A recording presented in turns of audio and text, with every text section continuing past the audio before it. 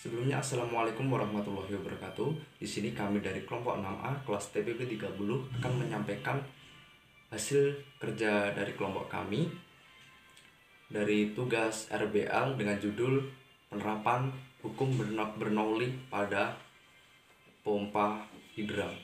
Dan selamat menyaksikan. Pada umumnya, pompa air yang sering kita gunakan sehari-hari adalah jenis pompa air bertenaga listrik.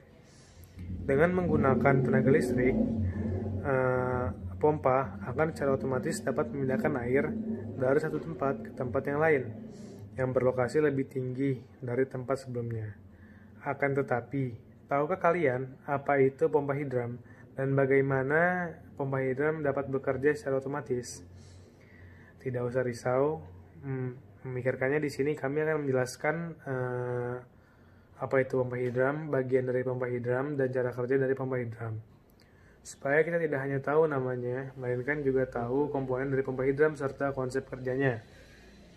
Pompa hidram adalah aliran air yang dipompa dengan menggunakan tenaga dorongan air.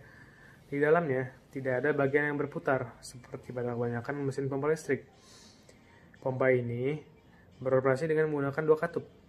Pompa hidram diciptakan pada tahun 1793 oleh Montgolfier bersaudara di Prancis.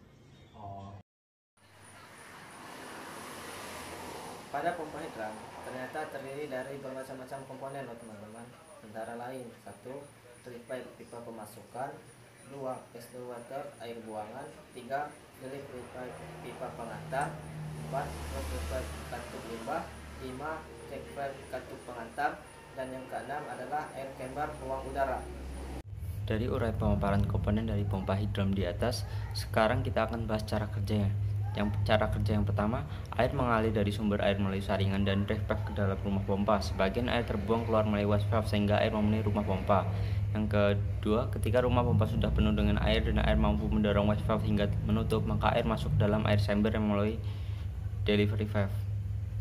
Yang ketiga, ketika ketinggian air dalam air chamber lebih tinggi dari kedudukan sack valve, maka udara yang berada di dalam air chamber tertekan sehingga menimbulkan water hammer effect dan menekan sumber air ke bawah sehingga delivery valve tertutup dan air mendorong keluar melalui sack valve dan delivery valve.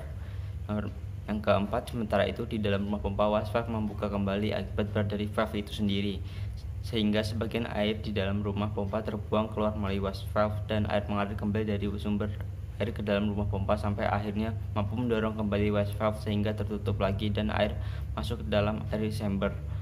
Yang kelima, demikian siklus tersebut terjadi secara berulang-ulang sehingga terjadi proses pemompaan dari sumber air ke tempat yang lebih tinggi dari sumber air tersebut sehingga kita dapat menggunakan untuk keperluan sehari-hari. Nah, dari uraian prinsip kerja dari pompa hidram yang telah dibahas, ternyata terdapat penerapan hukum Bernoulli-nya loh teman-teman. Sebelumnya, udah pada tahu belum sih apa itu hukum Bernoulli dan hubungannya dengan prinsip kerja pompa hidram? Langsung saja biar nggak pada kepo, kita akan jelasin apa itu hukum Bernoulli serta hubungannya dengan prinsip kerja dari pompa hidram. Hukum Bernoulli dinamakan dari Daniel Bernoulli yang pertama kali mencetuskan hukum ini. Berdasarkan bukunya yang berjudul Hydrodynamic yang diterbitkan pada tahun 1738. Hukum Bernoulli menyatakan bahwa kenaikan kecepatan aliran fluida akan menyebabkan penurunan tekanan fluida secara bersamaan atau penurunan energi potensial fluida tersebut.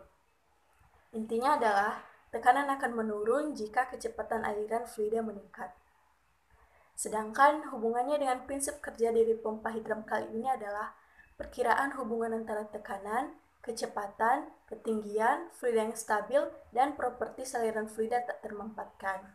Aliran tak termampatkan adalah aliran fluida yang dicirikan dengan tidak berubahnya besaran kerapatan massa atau densitas dari fluida di sepanjang aliran tersebut. Adapun bentuk persamaan Bernoulli untuk aliran tak termampatkan adalah sebagai berikut. P ditambah rho GH ditambah 1/2 rho V kuadrat sama dengan konstan. Sehingga P1 ditambah 1/2 rho V1 kuadrat ditambah rho GH1 sama dengan P2 ditambah 1/2 rho V2 kuadrat ditambah rho GH2. di mana V adalah kecepatan fluida, G adalah kecepatan gravitasi bumi, H adalah ketinggian relatif terhadap suatu referensi, P adalah tekanan fluida, dan ρ adalah massa jenis fluida. Ketika H1 dan H2 sama pada titik referensi tertentu, maka hukum Bernoullinya menjadi P1 dikurang P2 sama dengan 1/2 ρ dikali V2 kuadrat dikurang V1 kuadrat.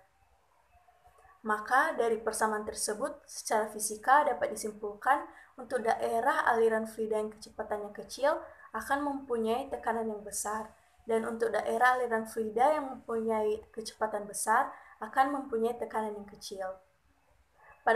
Pada pompa hidram, ketika air mengalir melalui pipa masukan dan menabrak penutup pipa pembuangan, hal ini menyebabkan aliran air berhenti secara tiba-tiba sehingga mengakibatkan terjadinya tekanan pada air.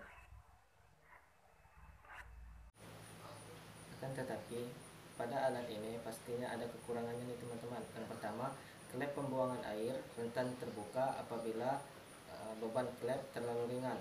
2. Klep pembuangan air juga akan mudah menutup apabila beban klep berlebihan. 3. Meskipun mudah, perawatan pompa hidram harus dilakukan secara rutin.